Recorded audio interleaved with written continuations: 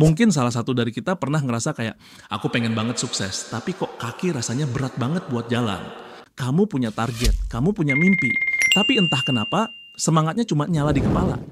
Giliran mau mulai, nonton video Oh, mukbang I dulu sebentar. see. Sebentar yang akhirnya jadi 3 jam. Atau kamu bikin to-do list super ambisius, bejibun sebanyak ketombe di kepala, tapi akhirnya malah tidur siang 3 jam, bangun-bangun jam 5 sore sambil mikir kayak orang hilang. Aku ini di mana? Kamu ngerasa kamu bisa lebih dari ini. Tapi kenyataannya, setiap hari kayak ngelup di tempat yang sama. Kamu pengen sukses, pengen berkembang, pengen jadi versi terbaik dari diri kamu. Tapi tiap mau mulai, bawaannya capek. Rebahan bentar, main HP sebentar, tahu-tahu hari udah habis.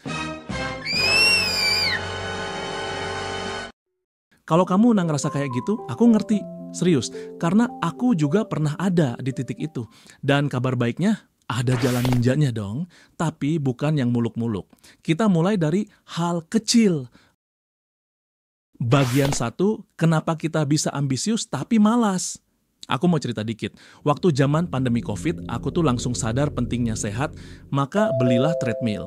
Aku mau lari di treadmill setiap hari biar imun naik, tahan virus, dan jadi manusia sehat paripurna. Minggu pertama, berhasil. Minggu kedua, masih oke lah. Minggu ketiga, bangun-bangun, 5 menit lagi deh. Dan tiba-tiba, sebulan berlalu. Target tinggal jadi tulisan di notes yang nggak pernah dibuka lagi.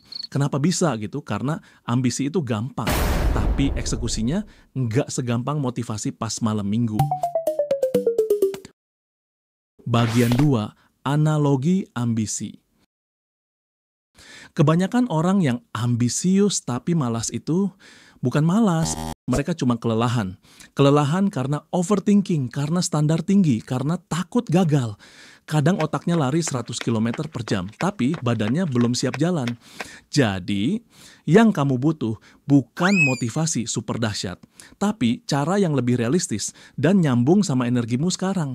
Coba bayangin ini, otak kamu itu kayak supir, tubuh kamu itu mobil. Supirnya semangat nih, pengen ke tempat keren, tapi mobilnya masih di garasi, ban kempes, bensin tinggal ke dipan terakhir. Jadi, walaupun kamu punya impian, kalau mobilmu nggak disiapin, ya nggak bakal jalan. Masalah kita bukan di impiannya. Masalah kita di kenapa kaki ini susah banget buat melangkah. Bagian 3, jurus praktis anti mager buat si ambisius. Jadi gimana caranya biar kamu yang ambisius ini nggak stuck di kasur? Jurus pertama, kecilkan ekspektasi, besarkan aksi. Serius, kadang kamu terlalu pengen sempurna, mau mulai olahraga, langsung nyari program 30 hari, mau mulai baca, cari buku 400 halaman. Hasilnya capek duluan. Coba mulai dari hal kecil, 1 kali push up, 1 halaman buku, 5 menit nulis ide. Karena progres kecil lebih baik dibanding niat gede yang enggak pernah dijalanin. Jurus kedua, bikin zona ringan di sekitar kamu. Minum air putih, taruh botolnya di samping kasur. Mau journaling, biarin bukunya kebuka di atas meja. Suka buka Instagram terus lupa waktu, pindahin ke folder paling pojok. Aplikasi ganggu, pindahin dari home screen. Lingkungan kamu tuh kayak remote control buat mood dan kebiasaanmu. Tinggal pencet-pencet dikit, berubah deh alurnya. Kalau kamu bikin zona nyaman untuk hal positif, otak kamu bakal nyambungin itu ke kebiasaan. Jurus ketiga, manfaatkan daya tahan 2 menit. Ini jurus favoritku. Waktu otak bilang, nanti aja. Jawab, oke, tapi 2 menit aja dulu.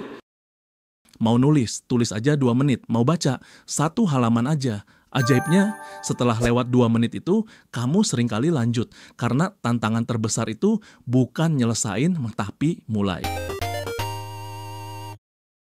Jurus keempat, stop nunggu mood bagus.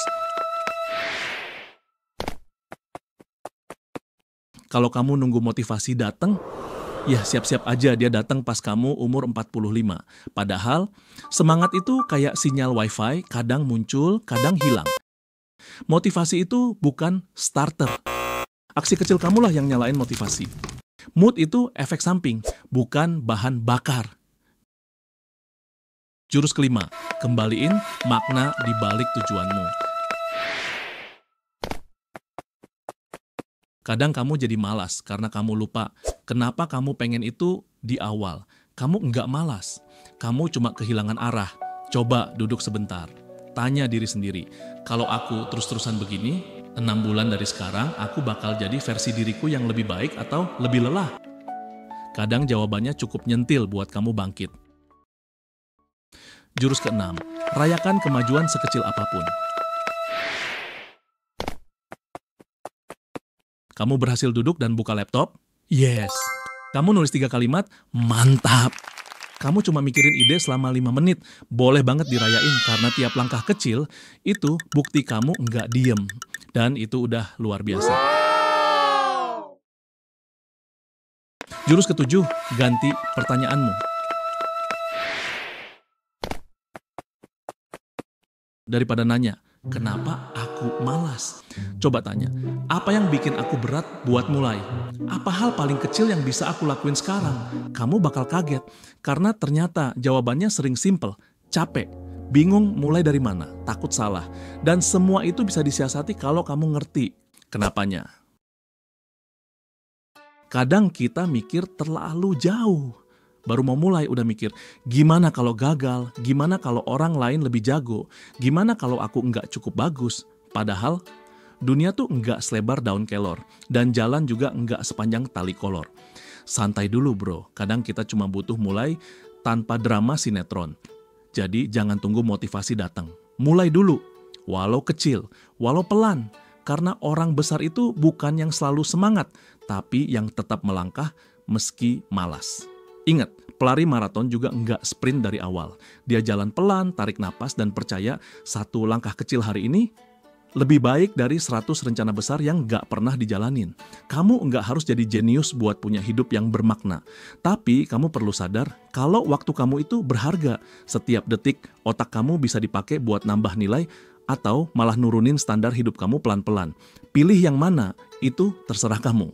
Karena satu hal yang pasti, jadi lebih pintar itu bukan cuma bakat, tapi kebiasaan. Coba deh tulis di komentar, satu hal kecil yang bakal kamu mulai hari ini. Siapa tahu itu jadi langkah awalmu keluar dari zona malas. Dan kalau kamu punya tips sendiri buat ngelawan malas padahal ambisius, share juga ya. Bisa bantu banyak orang loh. Bye.